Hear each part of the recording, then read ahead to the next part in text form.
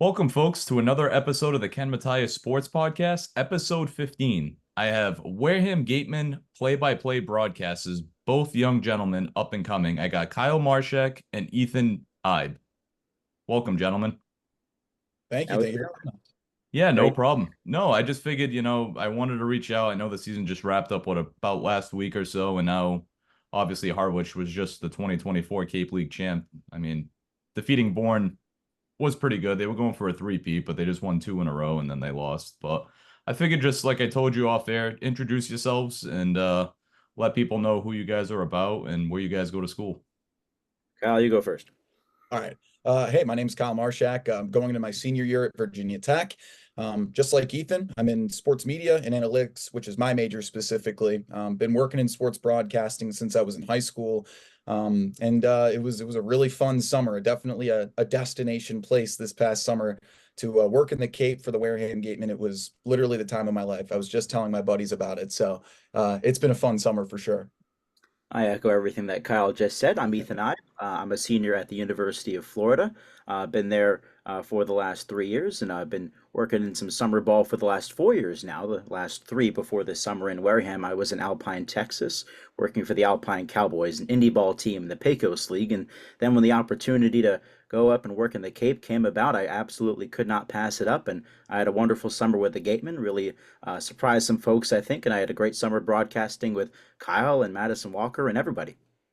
Oh, I mean, that's great news by both of you guys. You guys probably going to go very, very far in your degrees and majors. And obviously, hopefully I'll see you guys on ESPN anytime soon. I mean, I cherish seeing that, the young and upcoming talent. But I did want to get to obviously the Gateman season. 22-17-1. Unfortunately, I caught the end that they lost to Katuitt last week, 7-4. I mean, reflect on the season. I mean, last year I was actually a part of it. I mean, with cable access, because I live in town, I live in East Wareham. So last year I was actually working, doing video work, graphics, stuff like that. Got to, work with some of the interns and stuff like that. So it was kind of a down year. Unfortunately, they didn't make the playoffs. It was, manager Ryan Smythe's first season at helm. So I want you to guys to compare the season. I don't know if you guys happen to look at any film from last year to, between the 2023 Gateman and the 2024 Gateman, if you guys want to reflect on that. Ethan, you got it. Well, yeah, sure. So, I mean, let's start from the top. You mentioned it was Ryan Smythe's first year at the helm last year. He brought in a good group. Unfortunately, they weren't able to get the job done. But this group he brought in was entirely his own. When he was hired, that 2023 squad was mostly built for him. This was the first time he was able to build a group of guys that was entirely his team. And that team went as far as just about anybody thought. I mean, they had a really hot start to the season. I believe they were 8-2 in their first 10 games. They sputtered a little bit in that second half, but did enough to make it to the playoffs. And, that's their first playoff appearance in 5 years. So really couldn't ask for much more than that. Yes, we wish they could have gone further in the playoffs, but it is safe to say, and Kyle, I know you agree, that baseball in Wareham in the Cape League is back on the map. Yeah, easily. I echo everything you just said. I think from, the macro perspective, it was just a huge, huge year in the grand scheme of things for the Wareham Gatemen. This is a team that hasn't made the postseason in the Cape League for 5 years up until this point. It had been since 2019. So for them to storm out to, I believe it was 19 wins through, the first two-thirds of the season, they slowed down a little bit on that back end.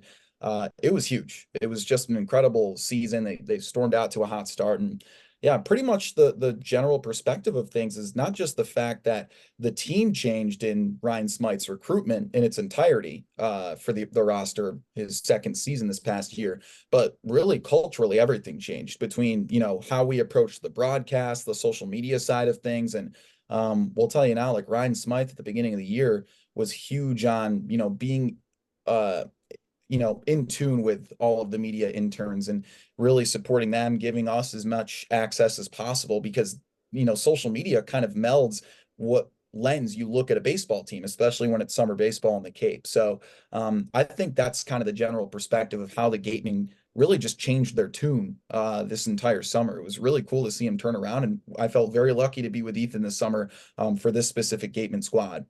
Yeah, Yeah, no, I'm. Oh, sorry. Go ahead, Ethan. I wanted to add, like Yeah. on that note, we were so close as an intern group, but that all-star mentality kind of extended, from off the field to on the field as well. We noticed how close this group of players got. Yes, there's a lot of roster turnover over the course of the season, but this group was so close from start to finish, and I think that had to do with a big reason why they won a lot of baseball games this summer. No, it was definitely nice to see him get back on track after, an up and down last year. The interns did the best they could. They worked with us with cable access, stuff like that. We tried to put a good product on, but whatever you guys did in-house, I mean, it worked phenomenal.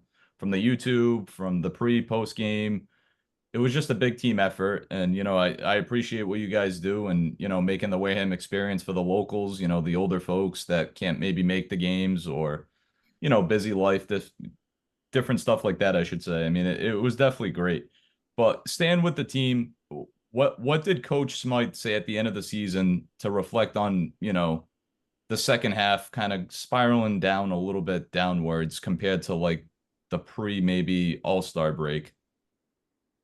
Not much. I Uh-huh. think what was really cool about Smythe was that he was a very down to earth guy for a coach. So, if I could dig in my brain right now and see if he had anything specific through the last week of the struggles and stuff like that, and then, the postseason loss, I don't know if he really directly, uh, you know, talked about any of that second half struggles. He said that's baseball, and I agree with him. That's just the way it is.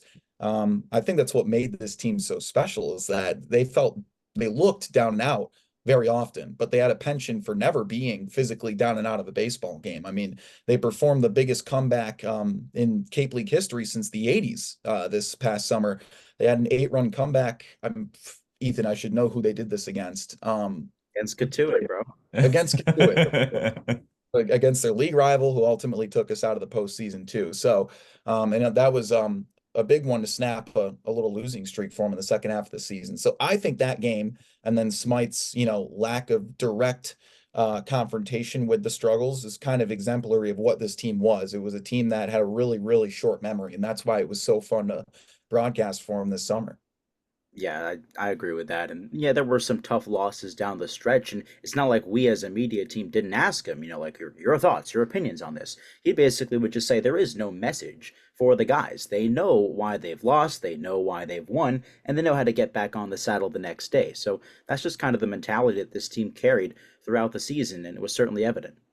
Yeah, no, for sure. I mean, obviously, I'm not going to say you guys limped into the playoffs. You guys wanted a better outcome, against Kentuit and stuff like that. So, I mean, 22-17-1, huge upgrade from the 2023 record, which I forget what they even cracked. I don't think they even cracked 20 wins or close to it. It was like probably in the teens, if I remember correctly.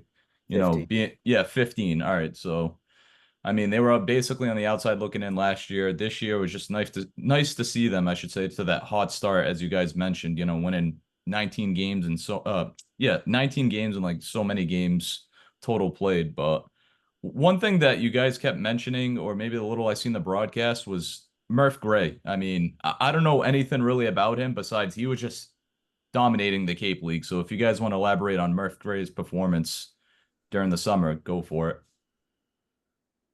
Um, Man, I mean, that's the type of conversation that's really going to send me into a spiral is talking about the players of this squad.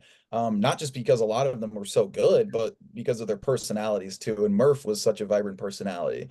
If I try and make it personal for me, what's so fun about this season is that I get to come back home and then tell like let's say my dad, or I'm gonna visit my grandpa in like 30 minutes. I'm gonna tell my grandpa about Murph Gray and Brendan Summerhill and Antonio Jimenez and Tate McGuire, like so many impressive kids. But for Murph Gray specifically, since you asked about him, he was incredible because at his age, at his level, draft eligible next year, to see a dude at the, Division I level, especially in the Cape, hit for contact and power as well as he did is so rare. Off the top of my head, I can think of maybe I don't know, probably 5 guys that hit over 300 in the Cape this summer and had 5+ home runs, and he was one of them. So it was really special to watch him hit. That dude just raked. There's really nothing else about it. Yeah, and with Murph, he was such a nice guy, like to us every single day that he was out there. I wanted to look at the roster to tell you this fact for sure, but there was only one guy who stuck around the entire Gatemen season last year, and that was Bobby Bozer, who was a Yep. part of 24 He, squad for the first half. Murph and several other guys were among the group that were there from the very first day all the way through to the end. So they were able to endear themselves to the fans, grow over the course of the summer. And when you think about how well the Gatemen played in that first half, it was because of guys like Murph Gray and Bobby Brozer and Brendan Summerhill, who were really a three-headed monster at the top of that Gateman lineup. And unfortunately, when you lose guys like Summerhill and Bozer down the stretch, it's tough to replace them. They certainly tried their best with a whole bunch of guys, and credit Smythe for that. But that's why Murph Gray was so important this season. yeah, it's funny you bring up Bobby Bozer because he was like a fan favorite of ours last year, with the interns and stuff like that. And us at Cable Access, I mean, he I thought he did a pretty good performance last year. I don't know the stats off the top of my head compared to this year, but seeing you guys brought up Bobby Bozer, feel free to talk about him because it seems like he was like a fan favorite and just a lovable kid. You got it, Ethan. You got Uh, it. I could I'm talk about deflecting from Bobby you. Bozer forever. First of all, he's going to be a Gator, and I'm so excited Oh, about that. that's so he's transferring from South Florida to you guys. Yeah, at first we thought he was going to go in the draft, and then when that didn't unfold, he still has one more year of Oh, eligibility. So he's joining myself and Madison Walker back at the University of Florida. So he'll be suiting that's up in awesome. orange and blue this spring. So super excited for that. But when you think about the culture of this team, it all starts with a guy like Bobby, because yes, there were some struggles throughout the year, and every single time they were in that kind of a struggle, he was the one smiling in the dugout. He was smiling on the field. You never saw the guy without a smile on his face. He's kicking, dirt towards the umpire just as a joke. He's just joking around with everybody, still taking it seriously and leading this group. He knew going into the season that, he was the only guy who was there from start to finish in 23 through a pretty tough season. So he took that veteran mentality, and he certainly mentored a lot of the guys this summer while also putting up the numbers to back it up.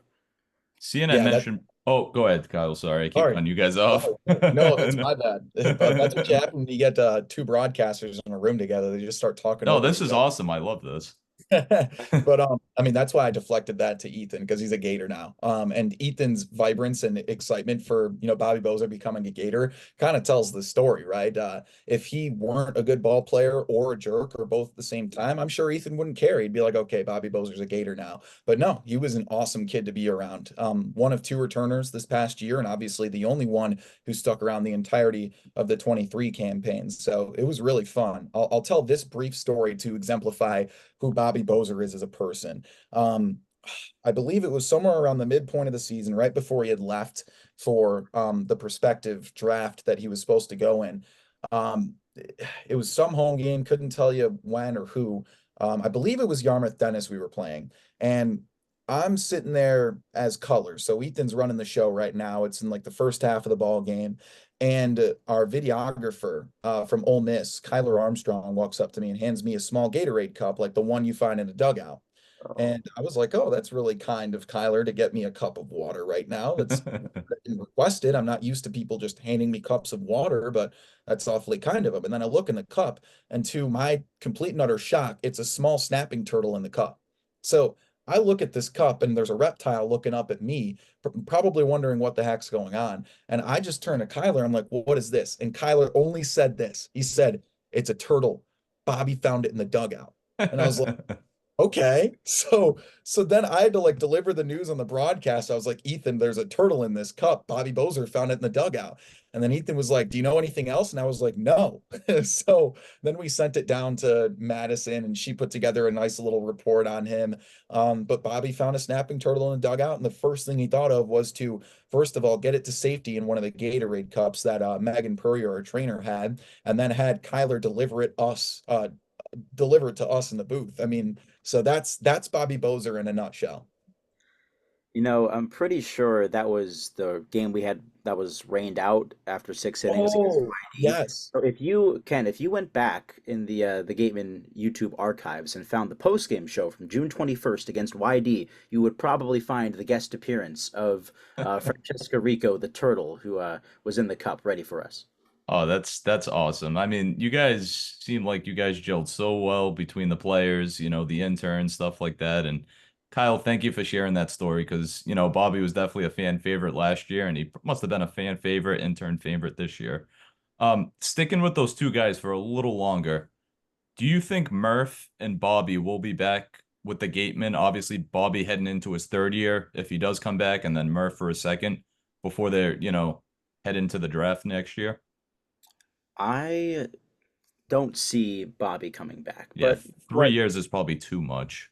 I think and I can't put the final determination on that one. I think Hmm. Murph has a better chance of coming back. I'll say that because I believe he just wrapped up his sophomore year, so he would have one more year of eligibility before the draft, and I certainly think he's a candidate to not only come back but to, of course, later get drafted. Yeah, it depends on Bobby. I doubt it. I mean, he almost got drafted this year. He's going to be in pro ball this time next year is my guess.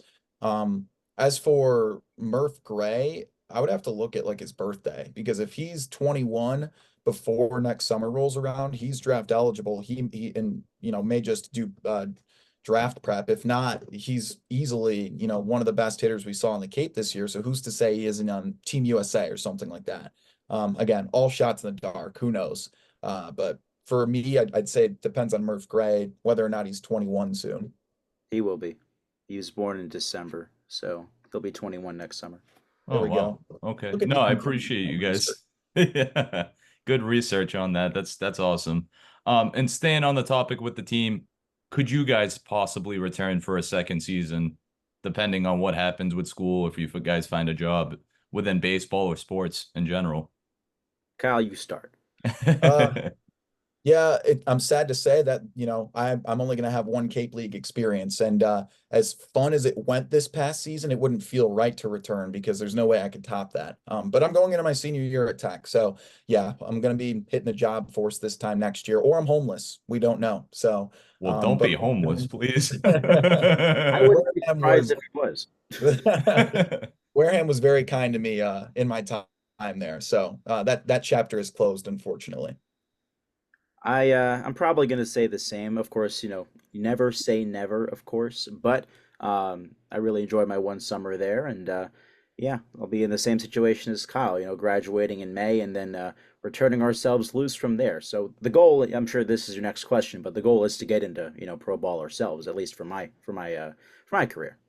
Yeah, for sure. I mean, baseball's definitely been a part of my life. Sports have been part of my life for a very long time, admiring, playing, whatever, yada yada yada.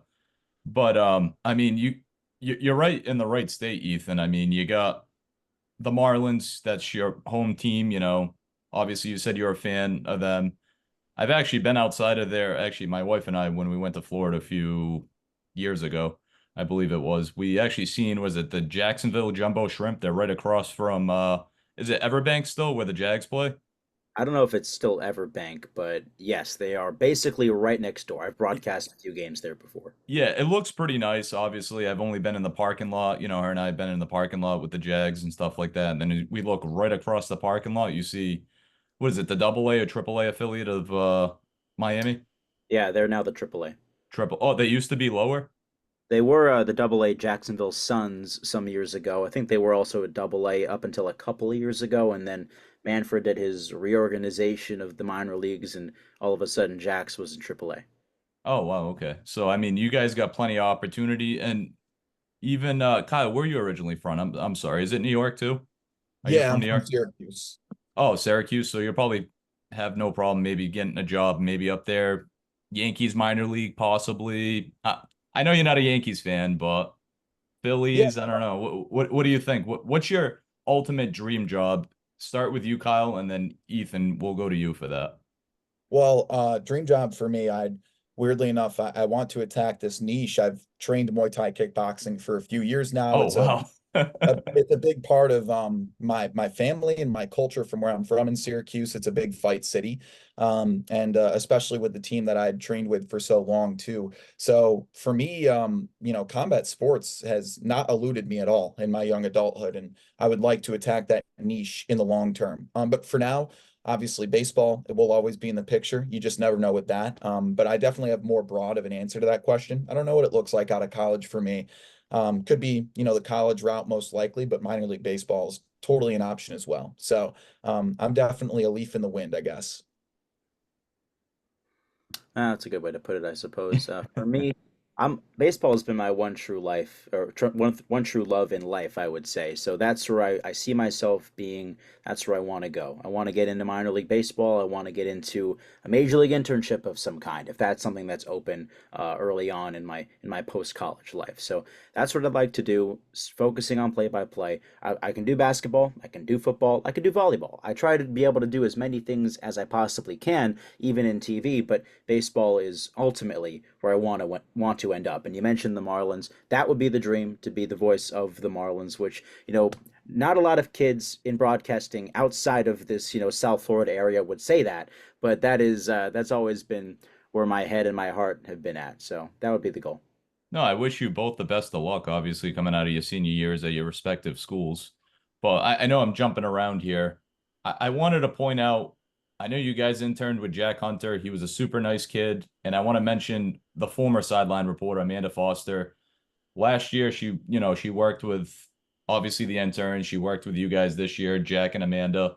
She worked with us on cable access. If you want to, talk about them and your experiences with them and their knowledge, they were great people to work with last year.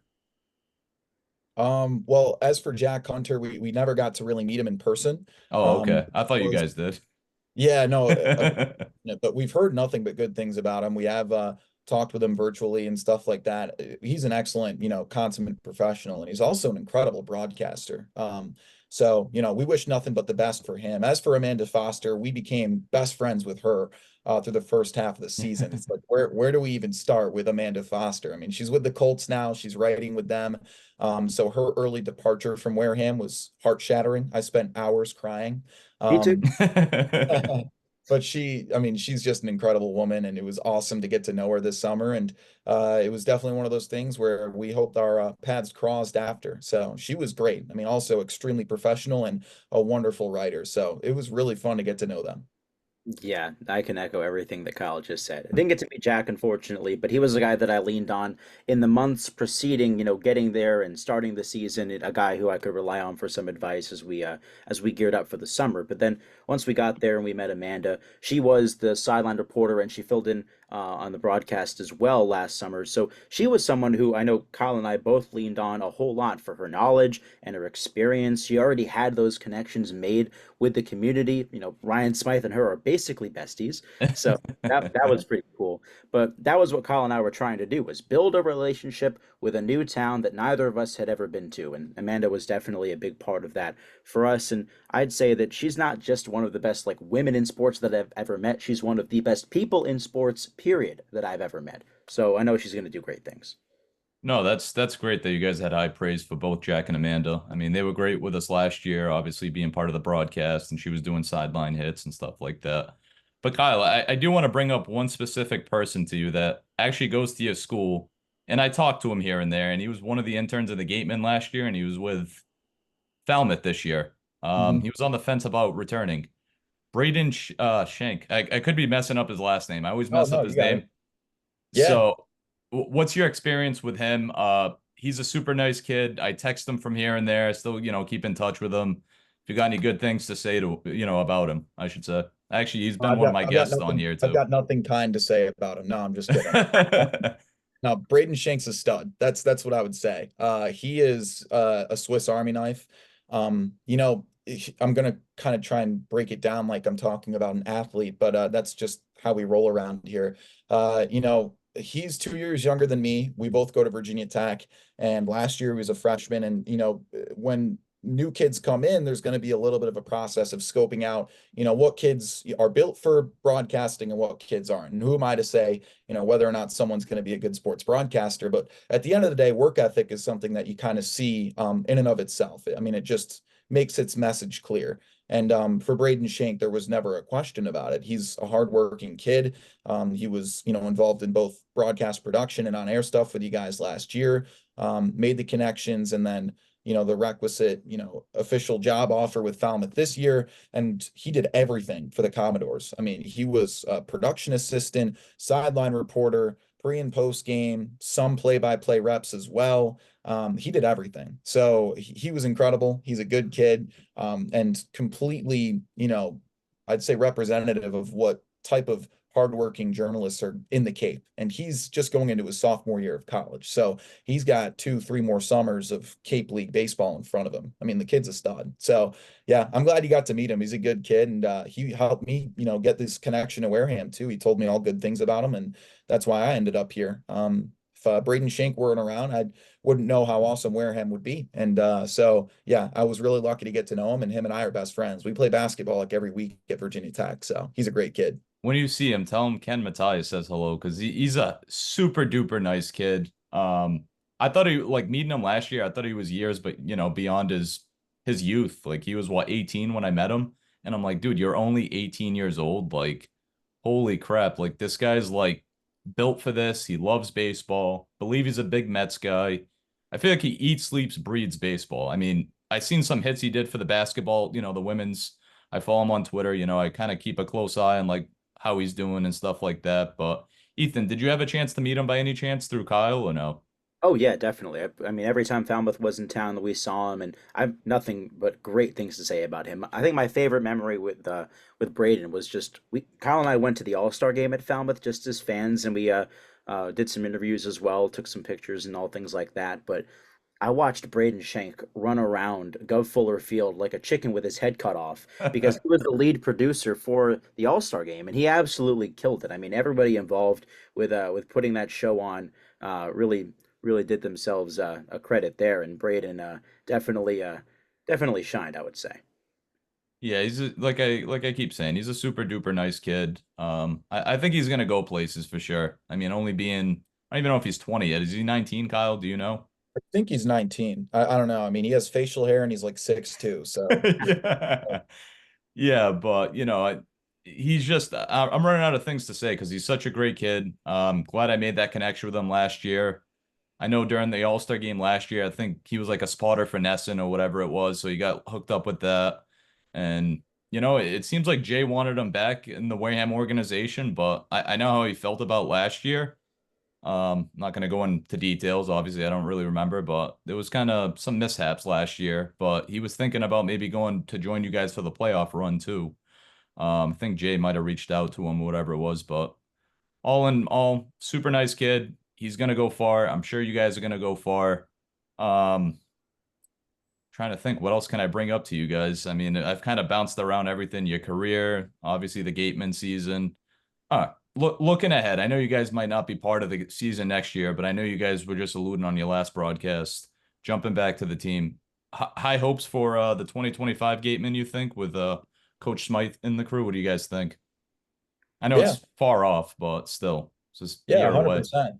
Well, that's the cool part about the Cape is that you literally never know. The fact that the Born Braves had a shot at a three-peat, let alone, had the two-peat, is really rare. If you look back in the history of the Cape, for the most part, it's always a different team every year. And that's because that's what Summer League baseball is. It's purely based on recruiting skills, and there is no, financial compensation or anything involved with it. Obviously, it's amateur baseball, so it's not like you have deep pockets like the Yankees and you can bring in Jason Giambi whenever you want.